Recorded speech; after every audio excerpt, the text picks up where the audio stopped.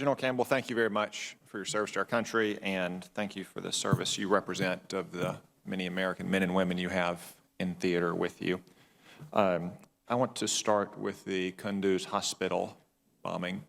So I understand that an American aircraft and American ground troops were involved in calling for fire that ultimately hit that hospital. So we have U.S. Special Forces on the ground. They're doing train, advise, assist with our Afghan partners. Our Afghan partners called for fire.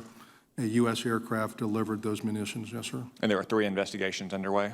So I have a DOD investigation, there's a NATO investigation, and the Afghans are doing an investigation, and we'll be open and transparent. I've talked to the investigating officers, Brigadier General Rich Kim.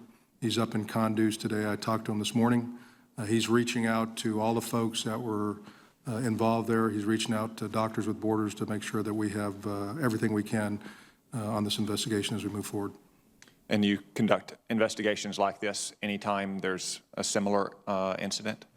So we have to get to the facts. There's a lot of questions out here, and yes, sir. Do you think there's anyone who regrets this incident more than the pilots of that aircraft?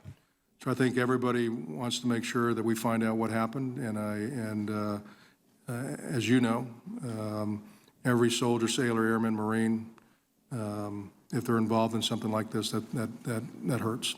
Is there anyone at root to blame for this incident other than the Taliban for going into a civilian area and fighting among civilian targets?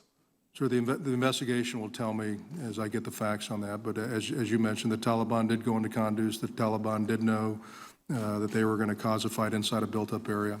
And as I talked about, you know, Taliban causes, based on the UN, over 70%, I believe it's a little bit more, of they target civilians. Difference between target civilians and then what happened at the hospital. The Taliban, like our enemies in Iraq, like Hezbollah in Lebanon and Hamas in Gaza, intentionally target civilians and intentionally use civilians as shields. Is that correct? Yes, sir. I want to talk briefly about some of the stories about abuse of children among certain Afghan leaders. So you're a 4-star general at the highest level of command in Afghanistan. I served there 6 years ago as a captain. There's a big gap between those 2 levels, and sometimes we see things differently. I received training before I went, as did my soldiers, and in Afghanistan I received training, I provided training that said that such behavior was unacceptable, nor did I ever see such behavior. Is that still the case today, training for those soldiers, sailors, airmen, and Marines throughout the country? So that is correct.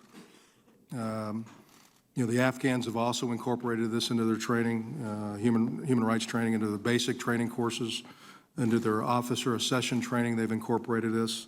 They've also trained their JAGs or their lawyers to be able to perform what we call mobile training teams to go out to the different corps to reemphasize the human rights training throughout.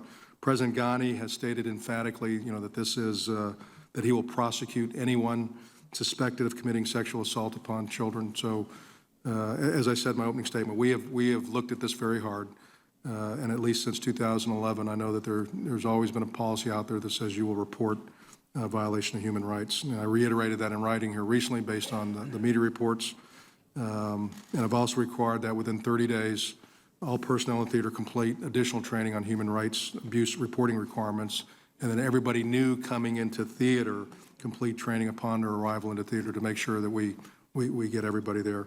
And the training very clearly indicates that sexual abuse by Afghan security forces is a human rights abuse issue. Well, thank you. You said back to 2011. I can tell you that at least in my neck of the woods in Afghanistan, it went back to at least 2008. I suspect it went back to 2001 as well.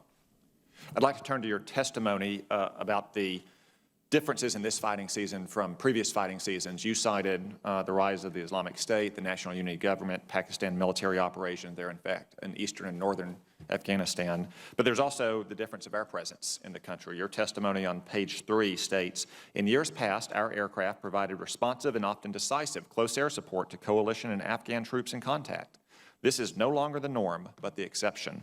Our force reduction, drop in enablers, and resultant close air support gap have created challenges for the ANSAF, and they have understandably struggled at times to adjust. It sounds to me like, General, that our unwise and precipitous drawdown in Afghanistan over the last couple of years have contributed as much to the difficulty in the fighting season this year as anything that we've seen from enemy activity. Sure, what I would say is that we knew that we would have to continue to do train, advise, and assist in many areas, as we talked about: logistics, intelligence, special operating forces. Close air support is the one that I get asked about from the Afghans every single day. It is an area that we started too late. We're continuing to work that very hard. We're surging on building their pilots, building their maintainers. But as I put in my statement there, it's been slow coming. So what we've really worked with the Afghans is to enable them in every other way to try to work through this with using their own QRFs, using every indirect fire means that they have. And so it's a balance of making sure that they can work through that. Again, the Taliban don't have close support helicopters. The Taliban don't have up-armored Humvees. The Taliban don't have a lot of the sophisticated technical equipment that we have provided to the Afghans over the years. I go back to leadership, and leadership makes a difference. And in areas that they have had problems, I think leadership has been the key. But we have to be able to provide the Afghans with this ability to provide their own close air support, and that's going to take several more years to get there. If they would have had their own close air support at levels that they probably wanted, maybe something like Helmand may not have happened there. But, as we go through and look at that, it's going to be, they're very committed to working through this piece of it, and they've made many adjustments as they go forward. Thank you. You had said in response to Senator McCain that you deal in capabilities, not personnel numbers. I hope the President does as well. Senator Shaheen.